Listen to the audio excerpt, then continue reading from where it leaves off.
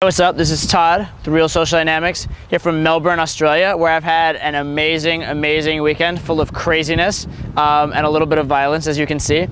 And that's actually kind of what I want to talk to you about today, is pushing the limits of situations, but not being an idiot. This is a situation where I pushed it a little farther than I should have, and I got the requisite consequences. Although, a little plug for boot camp, this is proof that I will take a punch for a student, because this is pretty much what happened. Is a student was in a set and it was getting a little bit confrontational, aggressive, and I stepped in and basically put the situation on me. And then, end of the day, I actually did get the guy to back down, and then I pushed it a little further because I'm an idiot. But the point is, nobody really got hurt. It was actually a fairly safe version of pushing it a little further. It wasn't like something really bad was going to happen, so it wasn't a big deal. And I'll live, and it's a good story. It's going to be a good story for me. I'll be fine, and it's the first time I've been in a fight since grade school, and it's the first time I've ever actually been in a fight that's gone to blows over game. So it's a good experience. But what I want to talk to you about today is pushing the limits in terms of pushing your sets with girls, and specifically pushing the limits. I'm going to talk about pushing the limits actually with authority figures, pushing your rights as a man, as a human being, and learning exactly what you can get away with and what you can't.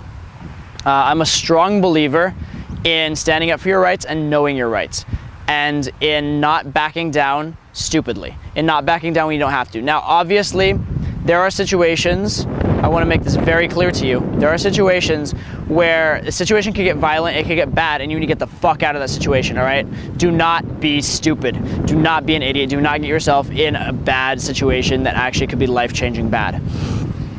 However, most of the situations where people get intimidated, where people like back down, are not situations where they're in real jeopardy, whether it be physical danger, financial danger, etc. People back down way more quickly to pressure and intimidation than they should. And I think people lose out on a lot of things in life because of it. I'm gonna give you a few examples now about situations where this is something has come up a lot for me recently, unfortunately, but where I've stood up to actually police officers and other authority figures because, sorry, a situation where I've stood up to police officers and other authority figures because, fucking hell, man. Hey guys. Sorry, continue your story. So I'm here in Melbourne with Timmy, by the way. Living legend, Timothy Mark. Hello. The man himself. It's been good enough to let me stay at his place as I've been enjoying and having like crazy adventures in Melbourne. You have. You've done very well. It's been killing it. Absolutely killing it. Yes. Two pulls and a black eye in 3 days. So, you know, it's been an eventful trip. Good times. Yeah, it's been good times. Sweet, it's been good times. Well, I'll let you continue. Awesome. Thanks, Terry. See you guys. All right, so where was I? I actually jumped into a set for a student who had a guy getting up in his face, and I ended up being the recipient of the fallout. But I can still say to this point that I have not ever been in a fight due to my own efforts, due to my own set, so I can still say that. However, what I want to talk to you about today is related to this, which is I want to talk to you about pushing your limits, pushing it to the maximum, finding out exactly what you can get away with and exactly what you can't. Right now, obviously, when you want to learn, you need to be pushing your limits. You need to be pushing it. If you're a concert level pianist, you can practice as long as you want, but if you're practicing Mary Had a Little Lamb, you're never going to get any better because it's something you've mastered. It's something that's inside your comfort zone. It's not challenging you. You need to be pushing the limits. You need to be challenging yourself. Otherwise, there's no learning, there's no growth. So that's obvious. That's a fact that you really can't deny. You need to be pushing yourself. You need to be stretching your comfort zone in order to grow. However, what I want to talk about today is not even that, but stretching the limits and testing the limits of what you can get away with within the scope of society, okay? I'll tell you a couple examples that I had this weekend, or in the past couple weekends. One was, I actually had a police officer tell me that I couldn't talk to a girl, or tell me to like step away from talking to a girl, etc. He went all white knight, savior style, that sort of thing. And a lot of guys would have like typically just like turned, walked away, sorry officer, apologized, etc. And I know actually a friend of mine who I was out with said that in a very similar situation in that same city, a friend of his had done it. It had like basically ruined his night and like fucked him up for like a couple weeks, where he's just like, oh my God, I'm so afraid. I'm afraid of getting in trouble for talking to girls, etc. Right? My reaction was a bit different. My reaction was to say, all right, officer, yeah, I'll move along, but can I actually like just talk to you first? Do you want to like actually, you know, discuss this as like human beings instead of just, you know, randomly pushing me aside, not knowing anything about the situation? Like, can I at least just have a word with you? He's like, no, you can't do that. This is a statute. I'm like, okay, that's fine. Like, I'm moving. He actually put his hand in my chest. Like, officer, seriously? I'm not touching you. I'm not being violent. Why are you being physical with me? And then basically, you know, calmed down, and I was like, okay, look, I'm leaving, whatever, but I'm going to say this. Sir, you need to know that the only difference between them and me right now is that they're girls and I'm a guy. That is not right. That is fucked up. That's not right. You should be ashamed of yourself. I'm leaving. And then I walked, right?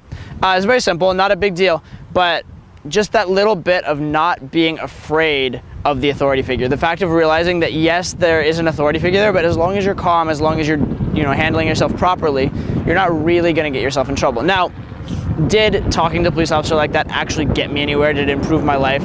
Not really, right? Am I like a better person? Did I like, gain wealth or whatever from it? Not really. But what did I gain? I gained a knowledge of just how far you can get away with pushing things in a situation that was fairly safe. A situation where pretty much nothing was really gonna happen to me. I mean, worst case, you'd be like, seriously, sir, you really need to move along, etc., etc. So there was always a point where I could back out. There was always like a safety net. There was always like an escape hatch. So I was able to test the boundaries safely, okay? Now, if I was in real trouble, I would handle the real situation, deal with it, get out of the situation fucking fast, okay? By the way, I'm not encouraging you to get into legal trouble. I'm not encouraging you to become a rabble-rouser, become a, you know, violator of the law, anything like that. That's silly, that's ridiculous. What I am saying though, is just don't be afraid of situations and understand where you stand, right? Don't be the guy that just gives in and just doesn't stand up for his rights. Another example for that is, if you guys remember the video I shot in DC, I was shooting the video and the guy said, you can't do that, right? And a lot of guys would be like, oh my God, I'm sorry, officer, and just left and not shot the video. What did I do? I said, that's interesting. What exactly do you mean, sir? What exactly is it that I can't do? And I actually got him to explain, got him to tell me. And it turned out that I could shoot just fine. I just couldn't use my tripod. And also it then ended up becoming the subject of the video.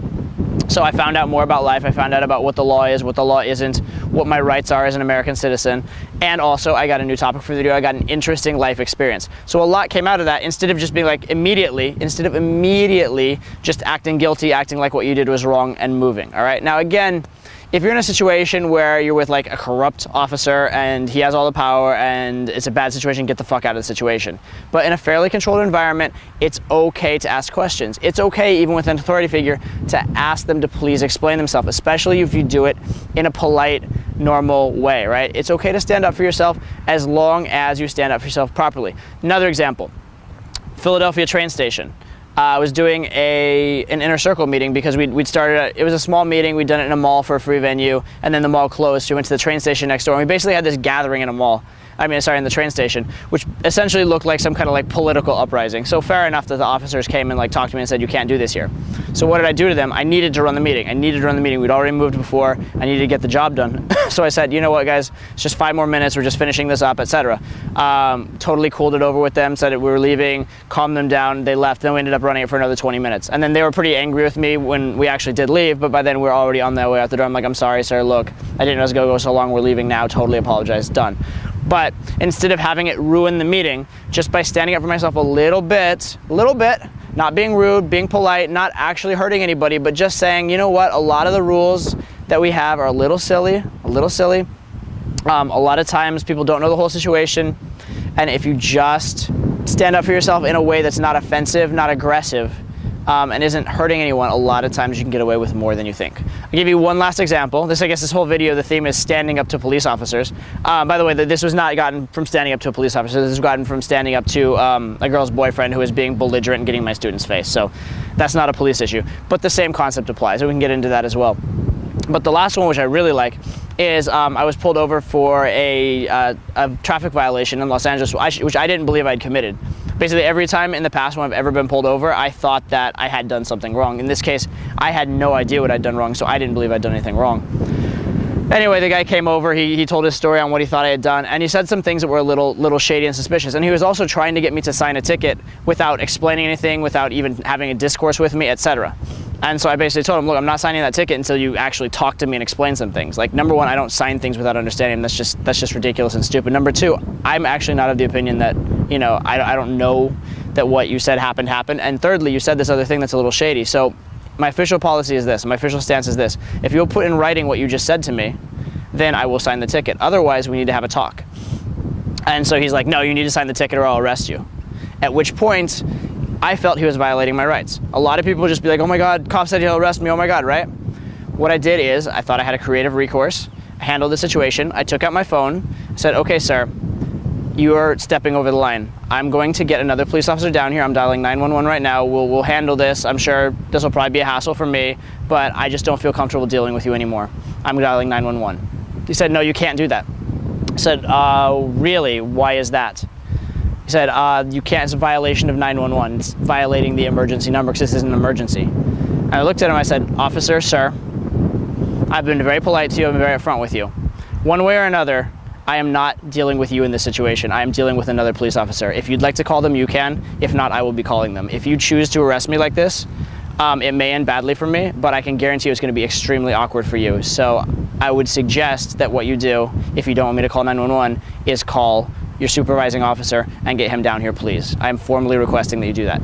He did get his supervising officer down there. I had a talk with his supervising officer. I ended up getting the ticket, no problem, but his supervising officer was actually polite to me, explained it to me, and the officer ended up actually getting reprimanded a little bit and getting kind of what was coming to him. So it may not have helped me, but it probably helped the next person who this officer had to deal with, in the sense that he would treat them with a little more respect. He would do his job in a little bit of a more professional manner. And the ticket I ended up getting was the same ticket he was just going to give me anyway, so nothing really bad came of it, right? So I stood up for my rights. Again, fairly safe situation, not like really anything bad could come of it. Now, if I were to do that situation again, here's an interesting point.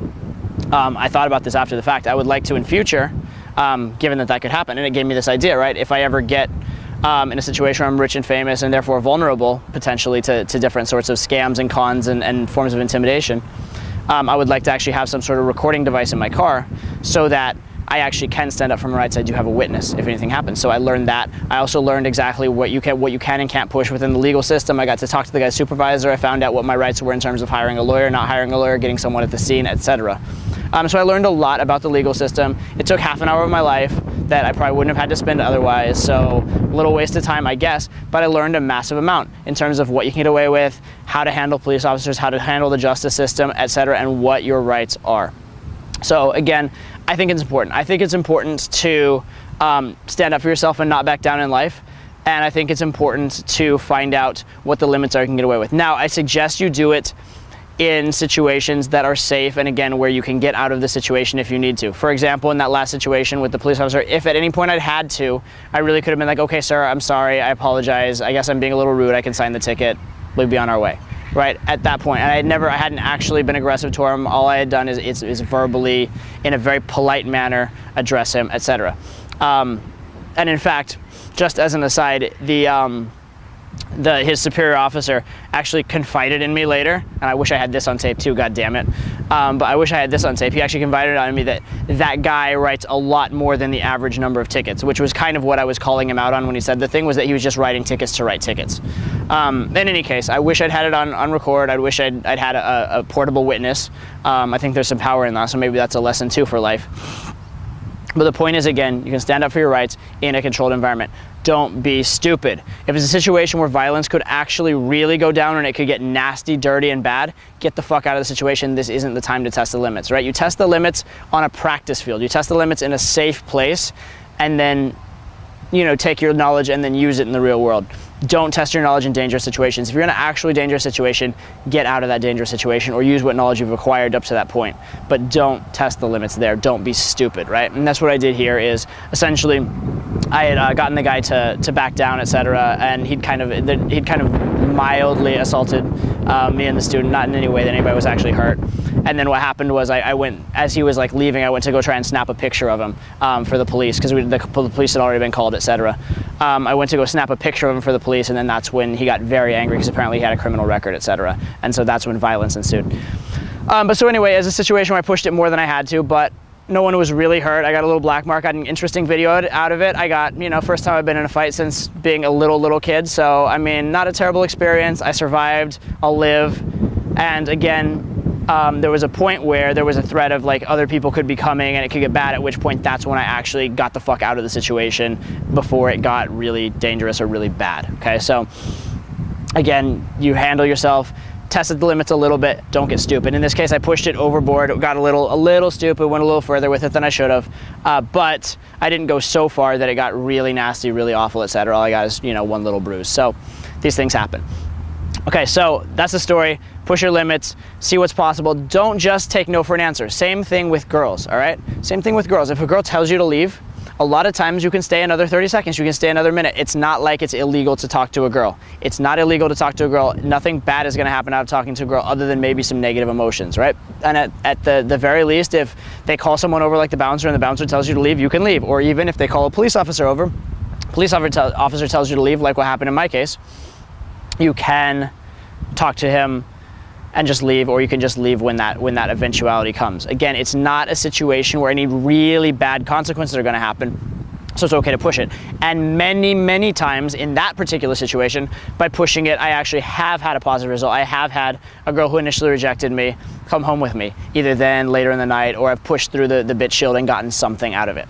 So it's again worth doing. It's worth pushing those limits. And if you've never pushed those limits, if you've never found out what you can get away with, you're gonna leave other sets without pushing as far. So even if you occasionally do cross the line, you do occasionally get yourself into like kind of a gray zone, at least you found where the line is, so now you know next time how to push right up to it. Most guys push about 50 to 60% of how far they can, whereas you should probably be pushing like at least maybe 90% of what you can most of the time when you get negative or when you get a rejection, because the very fact that you will push it will set you apart and you will get those ones on the margin. And usually in order to push it, it takes 5 to 10 seconds. It takes an extra 5 to 10 seconds, maybe 30 seconds at the most. It's not a huge investment of time, and the returns are actually huge for pushing the limits and playing close to the edge, right? So learn that, right? Find the limits. Be willing to occasionally go over the limits, but again, be smart, do it in a safe way. I'll give you one more example of standing up to authorities. Not quite as, I guess, dramatic a situation, because it's not in the moment and action-packed as like standing up to police officers, that sort of thing.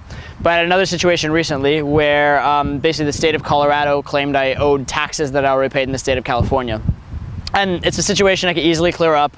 Basically, they wanted me to submit my like tax return from several years ago, etc. But it was a thing that was a pain in the ass for me to do. I didn't feel like doing it. Just because I don't live at home, I don't live where anyway, it doesn't matter. It was difficult for me to do. It was doable, but difficult, right? I was like, look, I don't want to do this. I clearly didn't live in your state. I need you to show me what's going on here. So I called them up to just figure out what was up. And they said to me that in this matter, I was guilty until proven innocent, which, you know, as an American citizen, I'm like, what the fuck, really? That's messed up. So the official stance I took with them was, look, you've provided no evidence that I owe you anything, so until you provide me evidence, I'm not providing you evidence. Now again, what I'm talking about here, I had the safety net. I had the exit, right? At any point, if it was bad, I have that tax return they're asking for, right? Again, testing the limits in a safe environment. I'm not talking about if it's a situation where I'm really gonna get audited, it's really gonna come down, and then I'm resisting the audit and making it worse for myself. That would be stupid. That would be fucking stupid, okay? So don't do that. But it's another safe situation where anytime I want, I can say, oh, here's the return you wanted, done, situation over, okay? So, because I know this, I wanna know what my rights are as a citizen, and I wanna know what my rights are as a man. I wanna know exactly what the government will and won't do, exactly how much I can get stepped on and how much I can't. So I have this nice little laboratory, this nice little experimental laboratory where I can deal with them. I can see exactly what steps they take, exactly how far they'll take in collecting or not collecting. And so it's another situation where politely and professionally and without, you know, being, you know, rude to anybody or violating any laws or anything like that, I simply stood up for my rights rather than immediately backing down, rather than allowing myself to get intimidated. And I learned a lot about the procedures that they take in collecting taxes, what your rights are, what your rights aren't within the tax system, which again will be useful to me when I become rich and famous.